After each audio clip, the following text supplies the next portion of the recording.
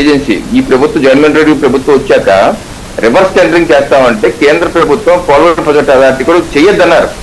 మీరు చేయొద్దండి, ఇప్పటికే డిలే అవుతుంది, మీరు డిలే చేస్తే కొంత టైం పట్టేస్తే 6 నెలలు పట్టచ్చు, సంవత్సరం పట్టచ్చు, డ్యామేజ్ జరిగిపోతే అయిందేదో అయిపోయింది, ముందుకు వెళ్ళిపోయింది, రివర్స్ టెండరింగ్ వద్దన్నారు.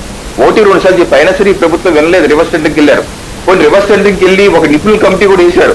ఇప్పుడు 25 జూలై 2019 ఈ నిపుణులు రాష్ట్ర ప్రభుత్వం నియమించిన నిపుణుల కమిటీ దీనిలో 3,128 కోట్ల రూపాయలు అవకతవకలు దోచేశారు కాంట్రాక్టర్లు అని నిపుణుల కమిటీ నివేదిక ఇచ్చి వీళ్ళందరి దగ్గర డబ్బులు కక్కిస్తా ఉన్నారు రాష్ట్ర ప్రభుత్వం. కానీ ఇప్పటి వరకు ఆ డబ్బులు కక్కించలేదు. కొన్ని రివర్స్ టెండరింగ్ వల్ల ఉపయోగం అయిందంటే ఏదో 300 కోట్లు ఆ తర్వాత 6 నెలల తర్వాత మళ్ళీ 6 నెలల తర్వాత మళ్ళీ రీటెండరింగ్ అన్నారు, మళ్ళీ అది పెరిగిపోయింది, 700 కోట్లు పెరిగిపోయింది. అది సో పెద్దగా ఉపయోగం లేదు. కానీ జరిగిన డ్యామేజ్ ఏంటంటే పనులు సంవత్సరం పాటు ఆగిపోవడం వల్ల 2020లో మళ్ళీ వరదలు వచ్చేసి అప్పర్ కాపర్ డ్యామ్ లో కన్నాలు ఉన్నాయి, అది వచ్చేసి డయాఫ్రమ్ వాల్ని, నదీ గర్భంలో డయాఫ్రమ్ వాల్ని తన్నేసింది. అలాగే మళ్ళీ 2022లో వచ్చేసింది వరదలు. దీనివల్ల డయాఫ్రమ్ వాల్ పాడైపోయింది. సో ఇప్పుడు సమస్య ఆ టెక్నికల్ ఇష్యూ సాల్వ్ చేయాలి, అదో పెద్ద సమస్య ఉంది. అయితే నిర్వాసితుల విషయంలో లెక్క తేలవలసి ఉంది. ఇదే విషయాన్ని విజయసాయి రెడ్డి గారు కూడా పార్లమెంట్ లో అడిగినప్పుడు కేంద్ర మంత్రి గారు స్పష్టంగా చెప్పారు. ఇప్పుడు 31/7/2023 ఈ విషయాన్ని అడిగితే కేంద్ర ప్రభుత్వం ఏం చెప్పిందంటే we have sought for a socio economic survey. మొత్తం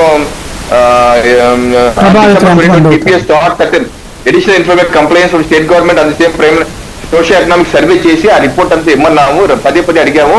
however state government has not provided requested document complaint in spite of repeated reminders.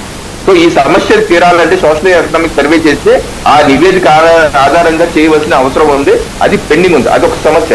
రెండో సమస్య ఏంటంటే ఆర్ఆర్ ప్యాకేజ్ గురించి జగన్మోహన్ రెడ్డి గారు తన పాదయాత్రలో తన తండ్రి గారు ఏదైతే 2004లో భూసేకరణ చేశారో ఎకరానికి 1,50,000 ఇచ్చారు. నేను అధికారంలోకి వస్తే ఇంకో 3.5 లక్షలు మీకు ఇస్తాను, మా నాన్నగారు సేకరించిన భూమికి 1,50,000 తక్కువైంది కాబట్టి 3.5 లక్షలు ఇస్తానని వారు హామీ ఇచ్చారు.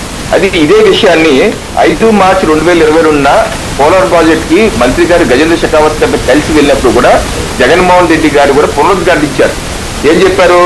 దివంగత ముఖ్యమంత్రి వైఎస్ రాజశేఖర గతంలో ఇచ్చిన 1,50,000 పరిహారానికి మరో 3.5 లక్షల పరిహారాన్ని అదనంగా అందజేయడానికి చర్యలు తీసుకుంటున్నాము అని చెప్పారు. వ్యక్తిగత ప్యాకేజీకి సంబంధించిన కేంద్రం ఇచ్చే 6.8 లక్షలకు అదనంగా 3.2 లక్షలు కలిపి మొత్తం 10 లక్షలు ఇస్తామని చెప్పి జగన్మోహన్ రెడ్డి గారు చెప్పారన్నారు.